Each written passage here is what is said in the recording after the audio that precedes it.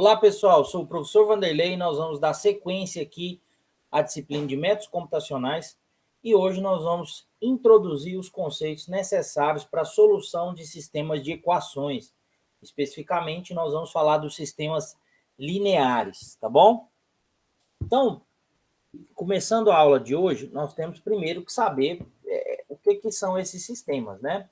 Então, em diversos problemas das ciências aplicadas, nós vamos necessitar em algum momento de escrever as informações por meio de algumas equações. É um jeito bem tradicional de se fazer essa montagem de um problema físico-matemático, né? Então, essas equações elas podem interagir, né, ser complementares, entre outras possibilidades. A gente sabe que a equação é a expressão algébrica, né, que vai colocar igualdade entre variáveis, e é essencial que a gente consiga resolver esse sistema de equações, ou seja, achar o conjunto solução quando esse conjunto solução ele existe. Então, dentro dessa característica do sistema de equações, nós temos diversas possibilidades. Nós temos, por exemplo, os sistemas, voltar aqui. Nós temos os sistemas de equações, por exemplo, lineares, né? Opa, a aula voltou aqui. Nós temos os sistemas de equações lineares, né? Nós temos os sistemas de equações não lineares, nós temos os sistemas de equações diferenciais e equações integrais, né? Aqui eu posso dar vários exemplos para vocês, né? Quando a gente, por exemplo, nós engenheiros civis utilizamos o software F-Tool, lá no software F-Tool tem uma subrotina lá que de alguma forma vai resolver o problema lá de engenharia que nós conhecemos, F igual a KX, né? Que é o problema lá da análise matricial, né? Quando a gente está fazendo um MEF não linear, né? A gente está resolvendo um problema de equações não lineares, né? A gente tem também problemas de equações diferenciais, equações integrais, né? Entre outros. Então, aqui, pessoal, nessa disciplina, nós vamos começar lá do princípio com as equações lineares e ir aumentando o grau de dificuldade, mostrando quais são os métodos para cada tipo de problema, né? Quando eu falo grau de dificuldade, aumentando esse grau de dificuldade nas equações, né? Colocando elas não lineares, diferenciais e integrais, né? Nós vamos navegar por esses tipos de sistemas aí. Então, a gente precisa primeiramente definir o que é um sistema linear, né?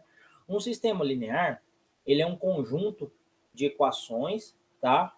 Onde nessas equações nós vamos ter coeficientes do tipo A e nós vamos ter variáveis representadas pelo x, e nós vamos ter um termo que a gente vai chamar de termo independente, que é o b. E aí, pessoal, o que acontece?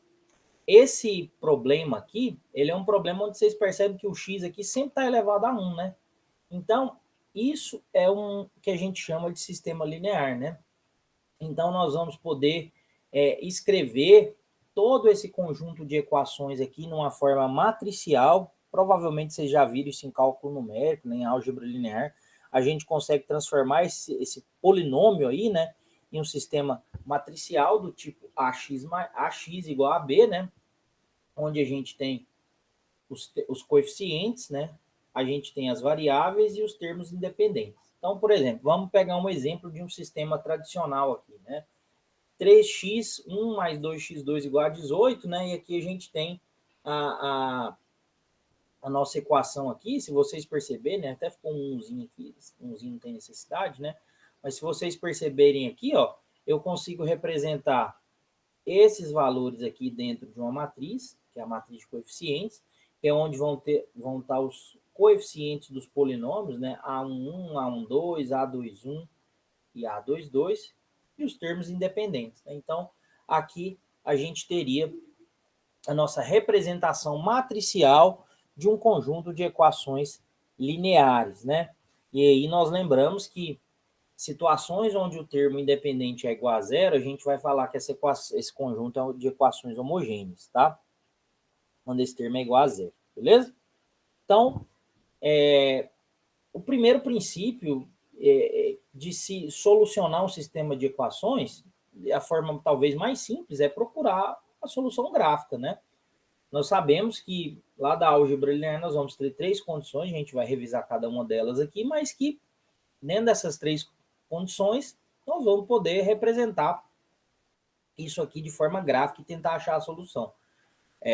Uma ideia bem clara é onde as coisas se cruzam, né? Onde as retas, se for um sistema linear, elas se cruzam, né? Então a gente sabe que para sistemas de pequena ordem, normalmente n igual a 3, que é onde você vai conseguir representação visual, nós sabemos que é simples determinar essa solução gráfica, né? Basta você utilizar aí um Python, um Maple, um MATLAB, ou qualquer outro recurso matemático que faça gráficos, que você vai conseguir rapidamente ver a solução dos seus problemas, né?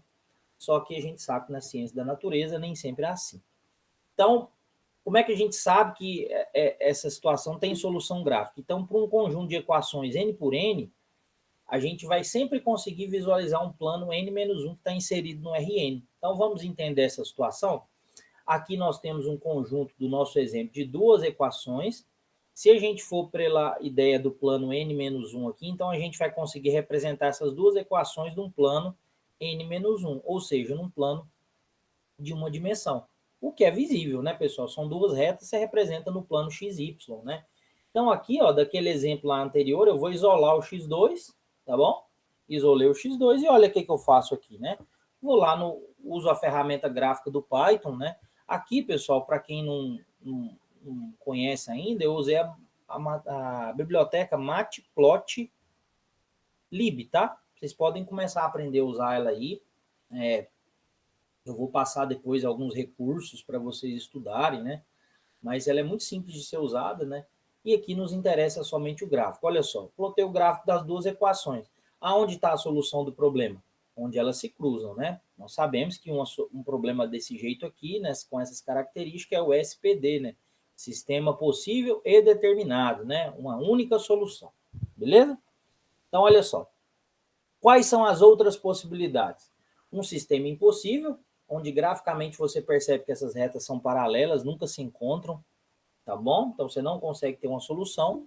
E o sistema possível, porém indeterminado, que admite infinitas soluções, né? Tá bom? Uma reta está em cima da outra aqui, né? Então olha só, pessoal. Essas são as possibilidades de solução gráfica, né? Se você pular para um conjunto com 3 equações, o que você vai conseguir representar? Você vai conseguir representar no n-1, então um plano de 2 dimensões, né? Então você já é a última instância visual aí que você consegue ver, né? Conseguir plotar os planos em 2 dimensões. Vocês vão encontrar exemplos muito simples aí na internet de representações de soluções gráficas com planos de 2 dimensões, tá bom? Nós não vamos entrar nesse mérito aqui porque não é o foco. Então, olha só.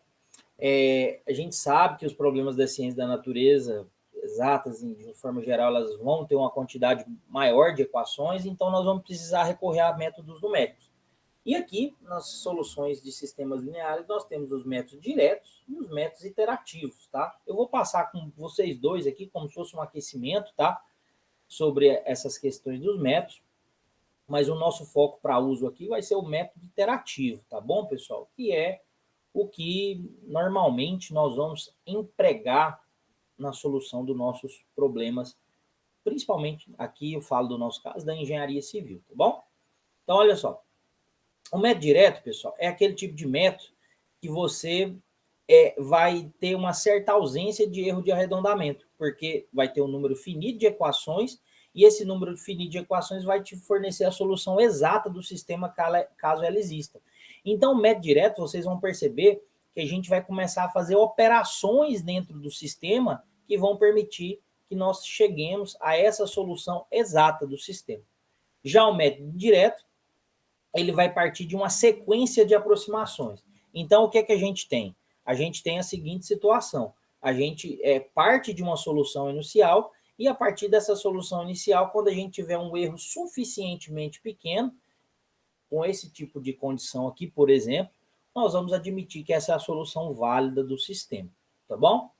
Pode encontrar a solução? Pode, como também não pode. A gente vai estudar alguns critérios de convergência para saber se a gente está no caminho ou não, tá bom? Logicamente, como o problema depende de uma iteração, boas aproximações iniciais tem, como se diz, a condição de convergir melhor, né? Então, beleza, pessoal. Feito isso, eu finalizo a aula de hoje. Nós utilizamos nessa aula aqui principalmente o livro do Chapra, tá?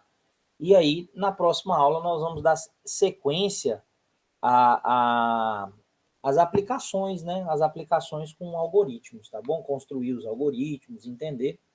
Tá bom, pessoal? Abraço para vocês e finalizamos a aula de hoje.